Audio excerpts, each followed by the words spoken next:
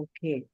Good evening, everyone, and welcome once again to the festival, the first day in the weekend, and literally the last session of Saturday. Thank you for joining today's discussion, which is a very important topic in our fast paced life that we live, balancing self care with professional productivity. I think in a world that glorifies the hustle, and where professional success is often equated with long working hours or constantly being available. And this is all sorts of profession, whether it is us in a therapy oriented fields or whether it's in a corporate life. It's easy to feel overwhelmed and stretched too thin, and we often find ourselves prioritizing work over our well being. And in this process, many of us struggle with burnout, stress, and a feeling of imbalance in our lives. And there have been cases which also are quite at the extreme where you even want to end your life. And we are seeing this day in and day out increasing. And that's the reason we picked up this topic to discuss. We today have Xenia and Anusha, who are part of the Lighthouse team, and they both are psychologists, been in the field for many years, come from a background of varied profession. So Xenia has been in the corporate world and in the NGO sector, and also doing one-on-one consultations. Anusha has been in the school setup and also private setup. So we have a varied understanding from children to adults to corporate workers to NGO sector and the regular clients, the day to day.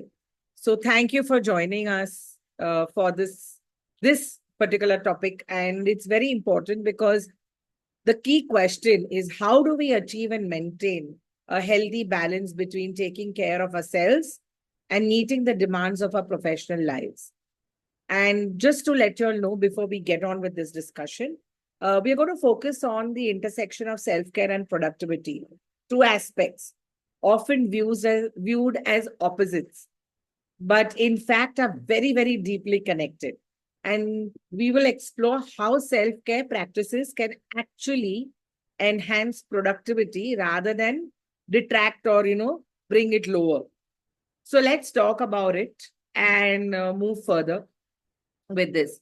We're going to have a very simple format. There are some questions, and every question there will be some answer and some discussion about it. This pretty much may not be like the right answer. It's a discussion. So keep that in mind. That's a disclaimer I want you all to have when you're listening to this particular video, because it may not be true for everybody. This is just a generalized basis. If anyone needs specific help and needs to, they have to reach out to a professional. You can reach out to us, or it could be any other professional. There are many. So don't worry, but whatever it is, feel free to get in touch with us. Okay, let's begin with the first one. I have been talking to a lot of people about this, and these are questions that some people have shared with me because these are common questions. And I felt that this is the best way to use those questions because then people get answers to their queries. So one of the first question is, what role does self-care play in maintaining long-term productivity?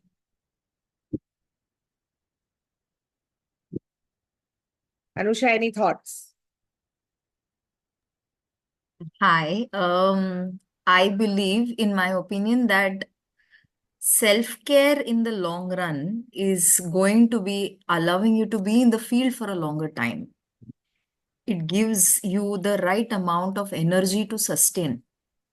So self-care is almost like oxygen to our daily living nowadays. Unless we are able to take care of ourselves, professional as well as our personal life will not be, reaching the longer run. Hmm, So it's extremely important according to me. okay. And Zina, you have any thoughts? Yeah, we say a lot about self-care being important in all aspects, right? I mean, whether it be personally, whether it be professionally, or even when we look at children who are in an education system. wherever you look at it, this is like the major chunk of your day which you spend in that environment, right? Initially it used to be okay, when you were younger it used to be school, it used to be college. Now when you've grown up, you are spending more time in that workplace or in any environment that you are associated with. And fortunately or unfortunately, when you are in that environment, you need to find and maneuver your way around, where you know that you are also showing productivity, but there is also self-care taking place. Yeah. Right? So it is like a fine line which you walk on. Like, this has been my opinion, whether then it be um, at workplace, whether it is in the NGO sector, whether it be in the corporate sector, or whether we are in a consultancy basis, right? I mean, when we are visiting our clinics, wherever it is, when we are at our centers, okay, when we are just going there to have an interaction with, say, maybe probably few clients, and then you walk out. But on those days, like when we look at ourselves, right? When Zil comes to Bombay, or when you, Anusha, go to your center, we are packed. Like, we have back to back sessions. What do you do then? How do you take time out for yourself when you are in such an environment? Yes, it is very essential. It is important for us to look into that avenue where you are taking care of yourself. But I think the term self care by itself is so big, and Mm. that is so intimidating, because the full purpose of it is, you need to take your time out, you need to probably soak your feet in water, you need to do this, you need to do that, not realizing that even small things like just keeping yourself hydrated is good enough to start with. Having your lunch on time is good enough to start with. Even that is like the most basics of self care, right? I mean, and I'm saying this from experience, because there used to be a time when I used to go without food for hours together. Okay. And it reached a point where I could not push myself any further. And my productivity did dwindle down. Also, if your stomach's empty, your brain doesn't function. It impacts your mood to such an extent. Absolutely. Those small steps, I think we need to start defining self care on a more honest basis. What is the definition to self care for us? So that also brings me from what both of y'all are sharing that, yes, we're talking of self-care and it's intimidating and it's also a very loosely used term. Okay. But today's work culture is very, very different. I think in the last 5 years to a decade, the work culture has changed overall everywhere. I don't even know. I mean, post COVID, is the hybrid culture really working, not working? Because then people are expecting you to work any time of the day from anywhere you are. So is it really working for us? Yes, it's great to sit in your house or sit in maybe the mountain and do your work. But how does that? Let's dwell a little deeper to this, which I'm going to talk about this. That how can we begin to shift from the mindset of a hustle culture to the one that promotes well-being? Meaning, what are the challenges of moving away from on that always on mood? Right? I think we are all automated. Absolutely. And Bang with on. Yeah. AI now, we are going to be automated totally. What are your thoughts about that? About AI or being on an automated mode? Automated. Or both? Hustle bustle. AI is going to take over very soon for a lot of things. I But think AI does generally help us, right? On a more genuine basis, it is there to help us out to a huge extent. yeah. Okay. And we can't shut that aspect down, because it is just going to keep growing on a more regular basis. Whether we make use of Meta AI or whether we make use of Chat GPT doesn't matter. Okay. And there are various other such websites and apps existing to make it easier for us. My worry is, the more we dwell into it, we are moving more towards the hybrid culture as well. Yeah. Correct? Because now you realize that, okay, I have something like this which is available, and because I have this available at my fingertip, I can operate from anywhere.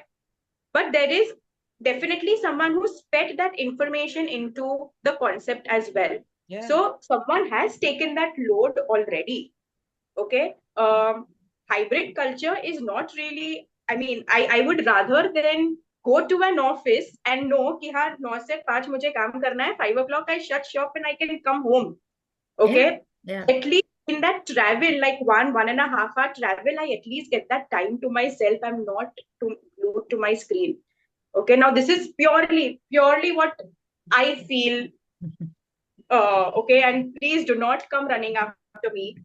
Someone may love doing that hybrid working space to it, and that is completely fine. I respect you for that as well. But for someone like me, Baba, give me 9 to 5, no problem. 6:30, I'll come home and then let's figure if I need to open my laptop again or not. Okay, but if my productivity has been there for that much time, I think you also need a backing from a leadership, like the leadership team which exists in your company, to really say, you know what, it's okay. You've done your bit and now let's close it down. So, I had couple of months back, I was doing a workshop in one of the corporate places, and one of the guys and we were talking of work culture and de-stress and how do we do self-care practices. And he said he works in the social media, he handles it. He say, I'm never off because Exactly. even when I'm home, and there is this new movie on Netflix, I think, CT Control, CTRL. Yeah, Yeah, yeah, Yeah, yeah. it's quite interesting. I happened to see it, and I was wondering the amount of digital dependence that we talk of today and how we give machines control of our happiness and life. yeah. And we're unable to turn it off. Yeah, so Okay. while you asked the question, the first thing that came to my mind was the digital world has made this work-life balance like, with the COVID and the post-COVID era, I would say, it's like a a repairable doorbell, I mean, which can ring at any time. You Mm, can't switch it off, you mm, know? mm. So we can't, and metaphorically and physically also, we can't switch off from work because you are available on phone. You are available, you're supposed to be available because you were available during the COVID time, that Correct. pandemic era. So the expectations are much more from the employees now, and the ability to disconnect after getting out of the office has kind of really reduced. And our field is because we are heavily dependent on people's communication and how the others emotional interactions are, it's more heavy on us Oh, as mental health professionals. yeah. Also, the hybrid mode has been really catching on.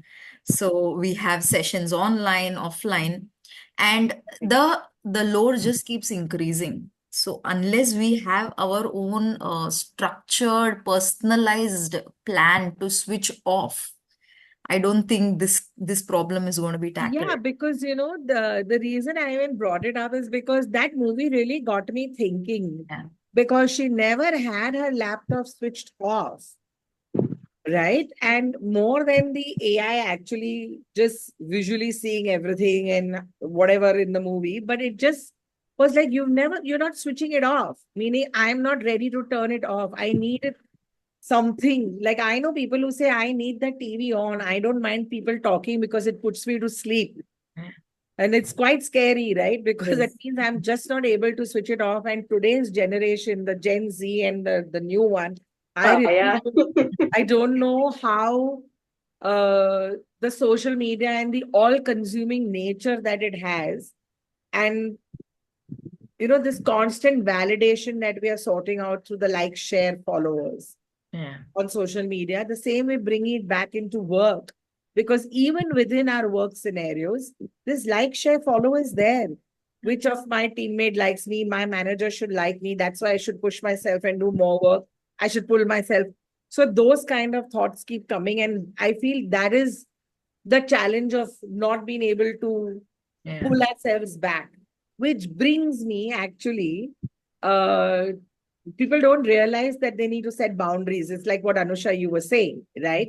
Yeah. But before we go on boundaries, because people don't realize only that I need to create a boundary, because the understanding of boundary is different. But before we jump to boundary, because we be talking of these high pressure workspaces, Now, they're not only corporates, there is this whole thing that corporates are high pressure jobs, but there are high pressure jobs everywhere. A school teacher is equally high pressured in his or her own standards. Therapists are high pressured in their own standard. I think children are also, because you put up a point earlier, and I'm just saying, we say play is children's work. But I think we are pushing it to another level because a child's schedule is so freakingly tight. Because after school, they go from one class to another class to the third class, and the child is still complaining, hey, I don't have time to play. So the class may not be tuitions, it could be a gym class to an athletic class to a singing class to a piano class. It's still not play. And that by itself is also, you are tuning them into our hustle culture of from now, which means they don't know what to do. And that is why the complaint of most parents is that he is not sitting and doing nothing. He wants something or the other all the time because we are training them like that. That's why I spoke of mindset. How do True. you recognize early signs of burnout then, whether it is a child or whether it is an adult? Yeah. I Can think, you ma'am, as share any personal experiences where you felt burnout and it affected your productivity? yeah, I think, but ma'am, what you just stated is so true. Because as children, I mean, when parents visit me, I always tell them that we are setting them up for seeking approval by putting them in so many classes and putting them through so much of competition at earlier in their life. So they are bound to grow up to be adults who will seek validation from their bosses, their colleagues, and being in the digital age, definitely from literally everyone. Okay. So I think the red flags start from I mean, really early on in life. Now we don't have to wait because we have seen burnout in school within children. I mean, we have seen cases where a child gives up because kitna hi karu main. Hmm. It's that kind. So personally, I would say that when the child start or when the person starts to lose interest in the things that you previously enjoyed doing is Hmm. one of the major red flags. And when the basic daily living activities of appetite, sleep are even altered because, hey, can I watch a reel for a few couple of more minutes, and then that minutes turn into an half an hour. So this need to hang on and stay awake, Hmm. okay, or push a meal later. These are all definitely red flags, according to me. Of Hmm. course, there are many more, but to start on, I think even the caregivers or the observers in the family play a very important role in catching those signs. Like a parent plays an important role, a friend plays an important role.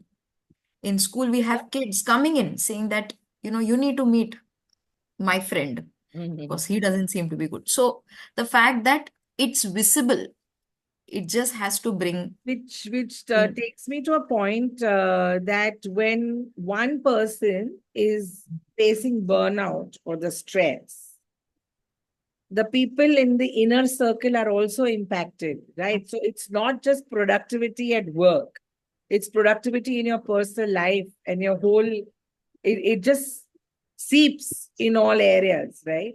It's the well-being in itself, Mm. actually. You know, every part of your life is affected.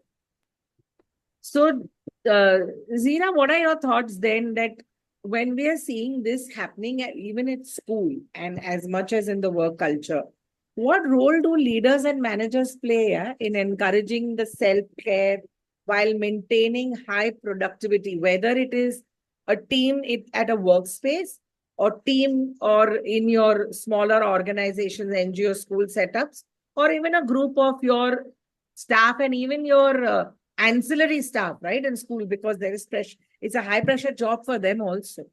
100%. What I believe is, when we were studying industrial psychology, there Hmm. was a major chunk dedicated to human resources and organization development. Hmm. Okay, it spoke a lot about the entire aspect of how policies need to be in place, and how we've got certain articles in the legislature which are there for the working class and this and that. Keeping all those things in mind, I still don't think that us as a unit, as humans who are working, our HRs are not really following any of those mandates. Okay, you need to be strong enough to really call out your company and say that, listen, we are doing this and this is not working. Can we have a change in policy? You going for an offsite once in 6 months is not your way of compensating for what you've been doing for the last Yeah. 5.5 months, right? And again, going probably for another 6 months later, again going for another offsite. Again, it's not helpful. What are you doing within those hours which you are at workplace needs to be little fine tuned. Okay, it's a big, in all reality, what I say, someone would laugh at me because they're like, oh, what are you saying? It's generally not going to happen. But this is how we are. Someone needs to voice it up. I mean, they need to share their thoughts. They need to share that, okay, this is what is happening. We recently read a case about the EY employee passing away. What was that? That was a chronic burnout. Yeah. Right? You don't just collapse. Your body is showing signs. You are losing weight. You have an increased heart rate. We are slaves to our Apple watches or whichever watch you are wearing. What is the purpose to it? Is it only to see notifications so that okay, someone's contacted me, okay, now tuck, tuck, tuck, tuck, tuck, I need to reply right now? Is that the reason? Or are you really using it for what it is meant to be? Are you really tracking your sleep? Are you really tracking your BP? Are you really tracking the other stats which it provides you with? What are you doing when your heart rate increases? How are you calming yourself down? Right? So again, how do you go about making a change in the policies? So, in fact, just to say that I know that it's a difficult thing, right? Because companies are huge and it gets difficult to really build because you're building something from scratch. But I know lots of companies and organizations who have already started and do a lot of work on well-being. There are some places where I have gone personally and even spoken and taken sessions, and you realize that they are so in need, and they are continuously having well-being packages. So now mental health is looked into as much as physical health also. Like, just to name a few from the corporate, whether it is Uno Media, Infosys, Garrett, PayPal, Fractal, um, even hotels, Western, and these are all, they look into the well-being aspect and they want to do something about it, and they're building it. So at least I know that we've started building onto it. But I also feel, as much as we look at the corporate culture, we don't see the same for our own field of practitioners and the health. Okay, whether it is doctors, whether in the health profession, we're expected just to be there even if you're tired. And I think that becomes challenging for a lot of us. So then how can setting boundaries help us manage our energy and maintain focus? Um, why do so many of us struggle with boundary setting in our professional settings? We've been ingrained into that entire policy, right? Hmm. Like you correctly mentioned, Zil, in the beginning by itself, my child is running from space A to space B to space C. You've never learned to take that break, Hmm. right? We get 21 CLs and some 9 ELs, which is 30 days, which you get in the entire year. Okay. And you are eligible to take it at any point in time. Whether you want to take those maybe at a stretch or whether you want to take it in gaps completely depends upon you. How many of us really end up using all of those 30 days? Because the fear that if I ask for a leave, what is my subordinate going to think of me? Right? Or what is my boss going to think of me? As And this is also very cultural, okay? Like when you look at it, it is very culture oriented. We are individuals who love working, and we probably, I think we are married to it, in few words to put. Okay, so when you've got to ask, okay, may I please take a break? It seems like a break up. Okay, Hmm. so when you say, okay, can I please take a break?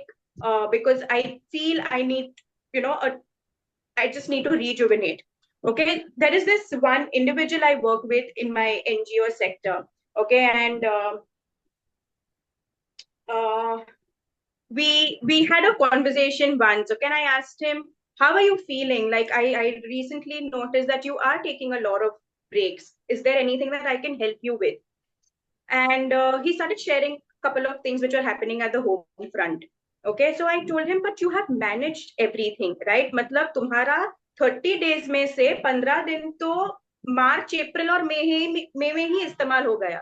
What do you do after that?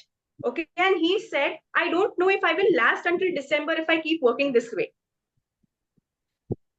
Okay, so because there is so much which is happening at my work, at my family front, I don't know if I can push myself. So when the stressors go down, I am completely exhausted and I don't know what to do.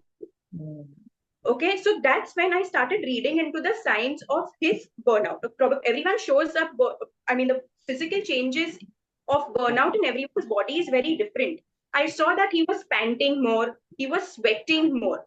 He's sitting in front of me under a fan and he's sweating, he's profusely sweating, not even realizing that probably his breath work is not in order, because that's how fast paced his body is at the moment. And I just told him, you know what, why don't you just go and get like an entire body scan done? Because I think you have gained a little bit of weight. It took him another 3-4 weeks to really get that thing in order, but he eventually went, got his body scanned and analyzed, and everything seemed like my ninth grade report card, which had just red lines everywhere. Okay, and it was sad because he's hale, he's hearty, he's supposed to be, rather, he's younger probably than I am, and he's already in a state where he's not able to push his body. Physically, he's not able to move, right? So then he tells me, अरे दीदी अगर मेरे बस में होता तो मैं बोलता मुझे आज के लिए ना सिर्फ एक मेरा दिमाग ठीक नहीं है इसके लिए मुझे छुट्टी चाहिए कोई देगा क्या. And it made me question. Yeah, yeah, it does. Also, I feel what you're sharing has this sense of guilt somewhere Yeah. of, taking the time off.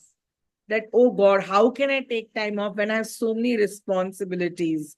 Anusha, any thoughts about how do you overcome the guilt that comes with resting? And I would say that very well put by Xenia, that it all begins from being the child and being the people pleaser that you're supposed to be, even as a child. Yeah. So if you don't do the things that you're expected to do, you aren't being a good human, is what is conveyed right from the childhood. So how do we turn out to be adults who are, not people pleasers, right? We will end up like Expectation that. versus worthiness. Absolutely, yeah. So because we are raised to be people pleasers, and as a cultural norm also, no shabd is looked down upon. So Yeah. I think it all begins with teaching children to start saying no, be it in every form. Like if things are becoming too overwhelming, you can deny doing few things. So that will lead to a concept where the person will start understanding the cues that his body is telling him that, okay, I think this is not something that I'm comfortable with. So as that is imbibed in childhood, I know I'm speaking a little more about children's mental health, but it's so prevalent there too, that these virtues will allow them to be adults who learn to say no with, absolute right, and right of taking care of themselves. And eventually they will start being less guiltier, because we can't be guilty about taking care of our body. Imagine that you are having viral fever and you are still going to work.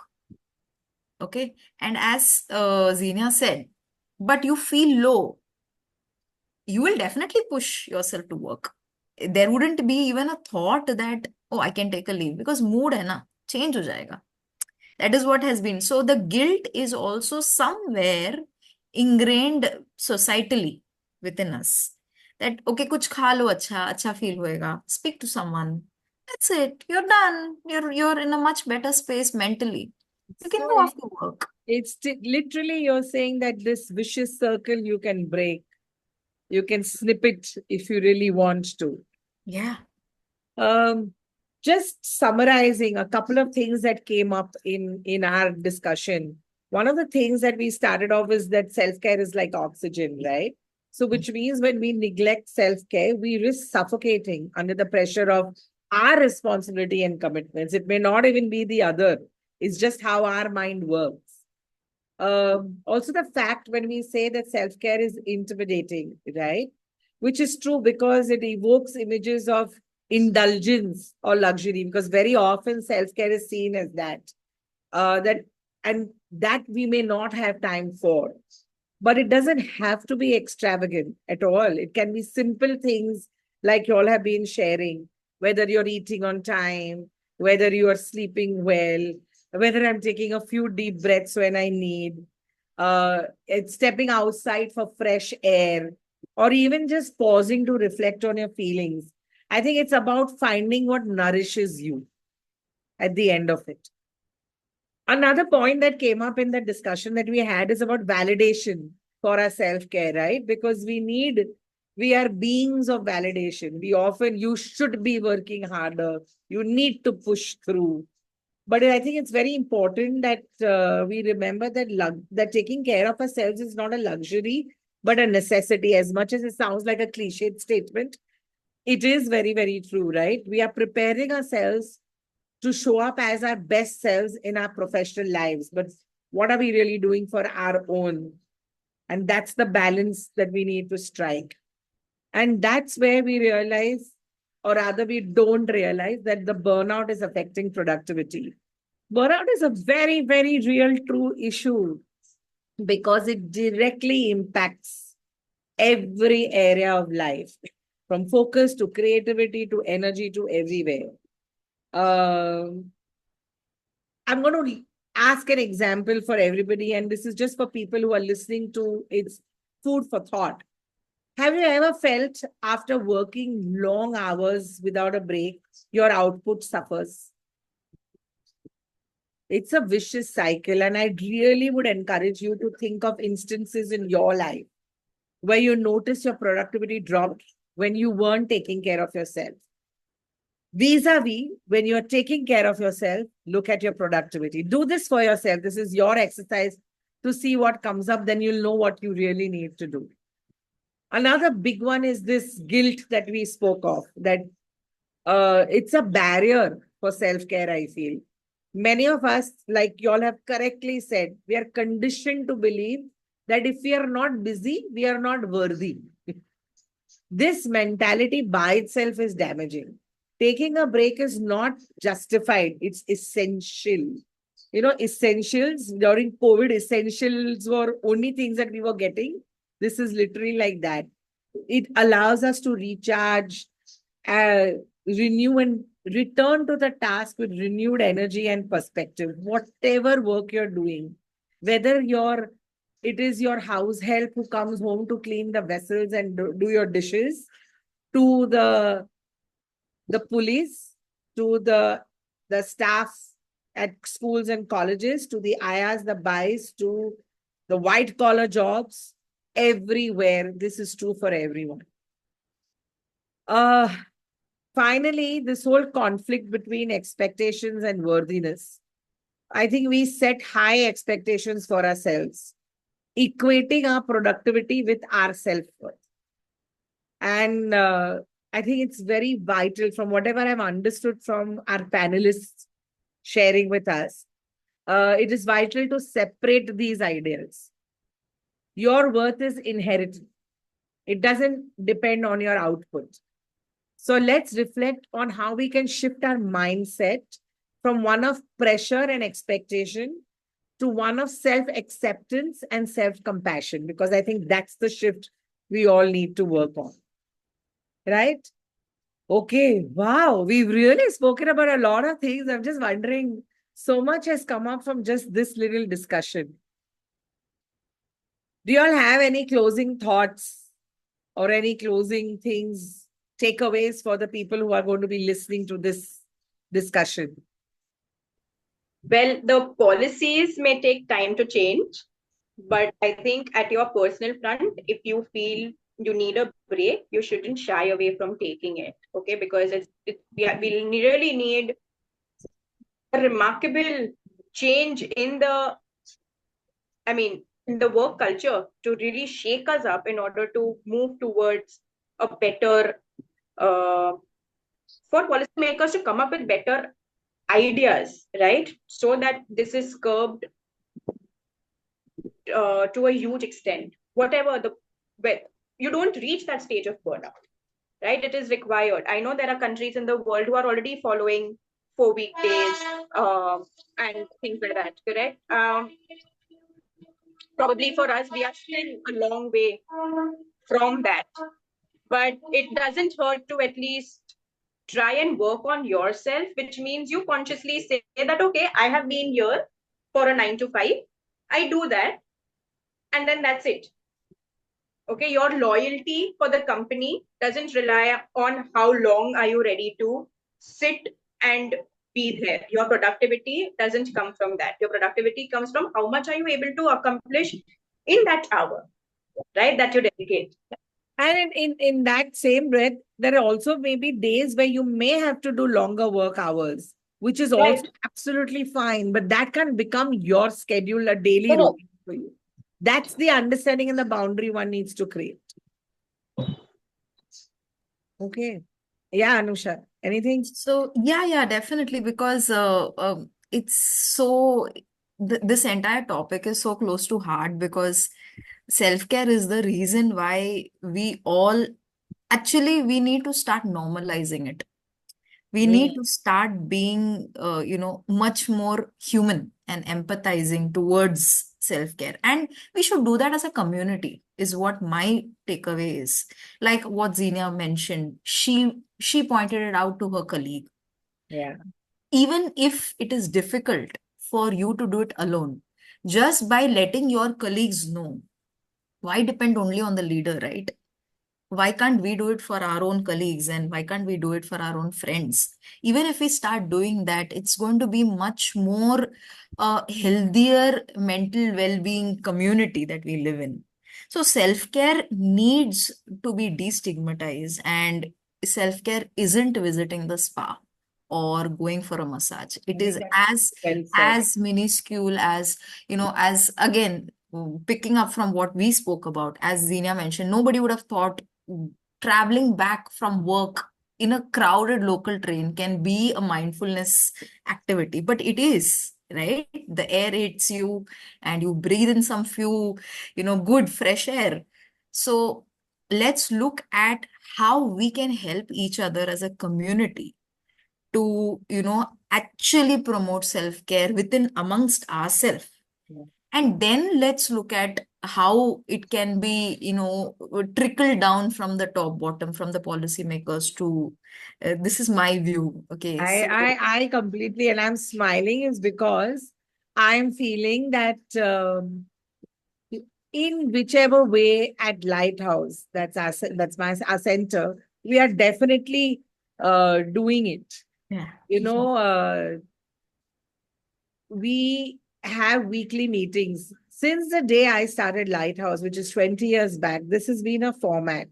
We would do monthly meetings then, and it became a joke because I had said that, hey, if you want your paychecks, you need to come. Okay. And what would happen is that they would all come, we would all meet, we would discuss our clients because it's a multidisciplinary setup, right? So internal exchange would take place. We would eat, we would laugh. Sometimes we would not talk about work at all, but we got time to be with the team.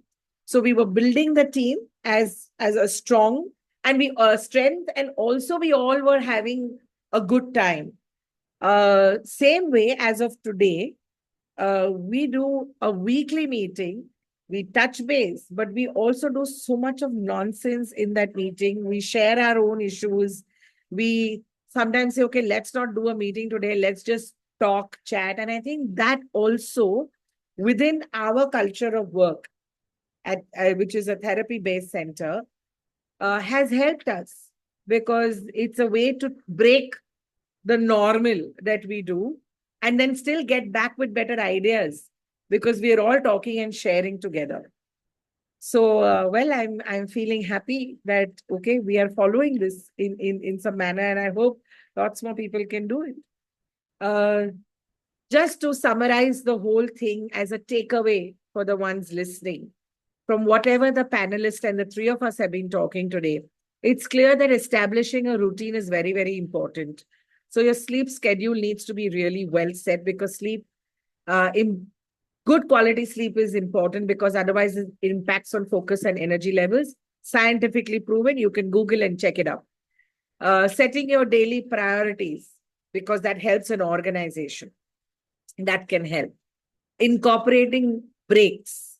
Okay, so even if you're doing a desk job and a sitting job, I'm sure you can take movement breaks. Just simple sitting and just stretching it out is also good enough. You just get up, walk, take one round, it'll just and come back and sit will refresh your mind. Practicing mindfulness, we this is a big thing in work culture, mindful meditation, but really, it is all about engaging in daily mindful practices so that we are able to reduce and combat the stress right when it starts, right?